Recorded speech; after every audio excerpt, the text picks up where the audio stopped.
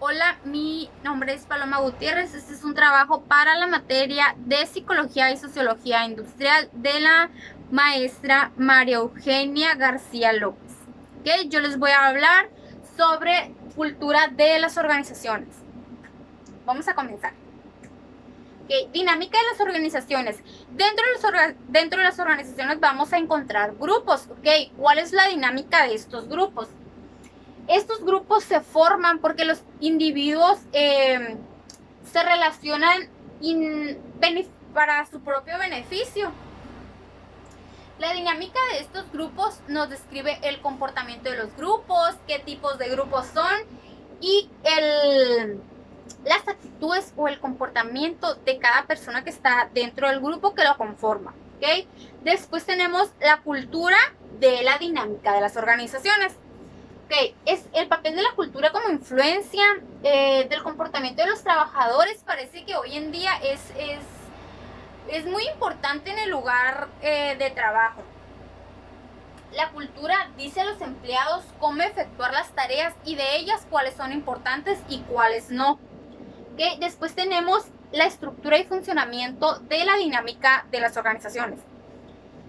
Ok, esta puede definirse como las pautas de relación de forma estable, que de forma estable mantienen un grupo e implican orden, estabilidad, diferenciación, control y capacidad de predicción, ya que los comportamientos de todos sus miembros están sometidos a unas mismas normas e influidos por similares sistemas de valores. Por lo que responderán a las pautas de relaciones humanas. ¿Okay? Después tenemos la cultura organizacional. La cultura organizacional está relacionada con una serie de valores, actitudes, experiencias y hábitos entre los grupos que están dentro de las organizaciones.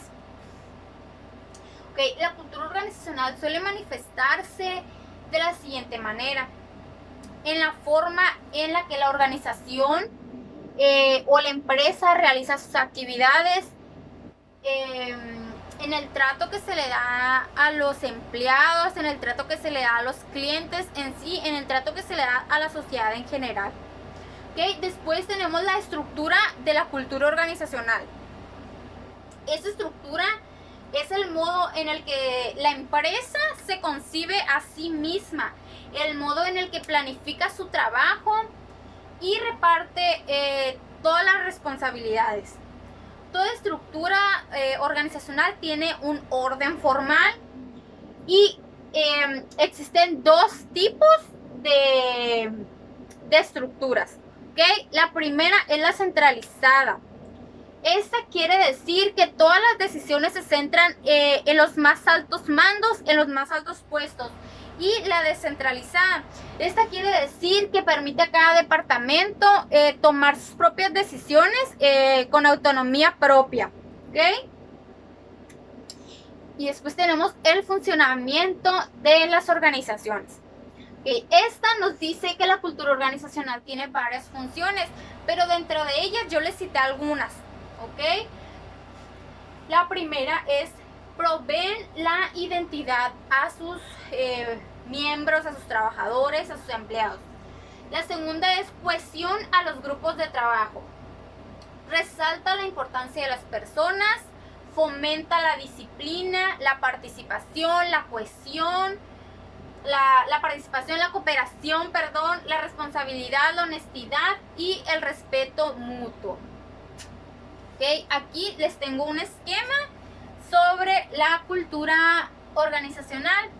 Okay, esta nos dice que pues es un ciclo: análisis organizacional, seguido de direccionamiento estratégico, estructura corporativa, optimización de la plantilla de trabajadores, infraestructura y gestión por valores, objetivos y resultados. ¿Okay? Bueno, después les tengo lo que es el conflicto organizacional. Este es un estado de discordia entre dos o más miembros de una organización que están en desacuerdo, que están en enojo, ¿okay? Que tienen problemas para para estar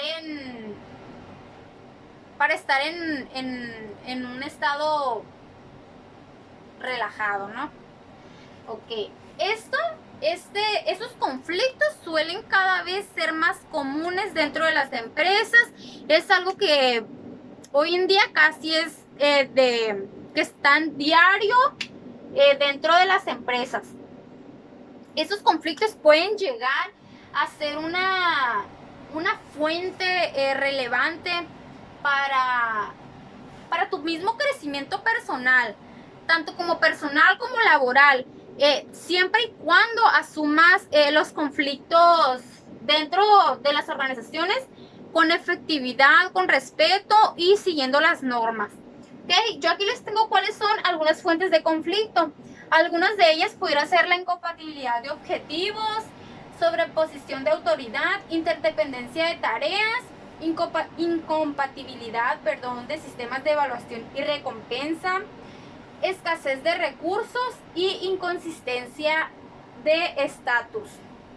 Ok, pero aparte yo les traigo 5 más de los conflictos que suelen darse dentro de las organizaciones. Okay, el primero de ellos es el conflicto de información. Este conflicto se crea cuando una de las partes, del conflicto, no poseen toda la información y por lo tanto pues generan malos entendidos. Okay, la segunda es el conflicto de interés. Okay, este conflicto nos surge ante una situación de que alguna de las dos partes no muestra el interés, muestran intereses contrapuestos, ¿okay? Y por lo tanto pues no permiten llegar a un acuerdo rápido, sino que tarda para que ese conflicto se solucione. Tercero, tenemos el conflicto de valores. Ese se genera ante una situación donde alguna de las diferencias sean ideológicas o sean educativas, y pues por lo tanto eso lleva a generar el conflicto. ¿Okay? Después tenemos el conflicto estructurales. Estas son situaciones muy muy complejas donde la estructura de la relación está muy deteriorada y pues por lo tanto no se va a poder resolver igualmente a corto plazo. Va a durar para que su conflicto pueda solucionarse. Y por último tenemos el conflicto de relaciones. Este conflicto nos quiere decir que depende de nuestra manera de ser, depende de nuestra manera de relacionarnos con las demás personas y también muchas veces depende de sentimientos o emociones. Ok, bueno, pues esto es todo por mi parte. Muchas gracias por su atención.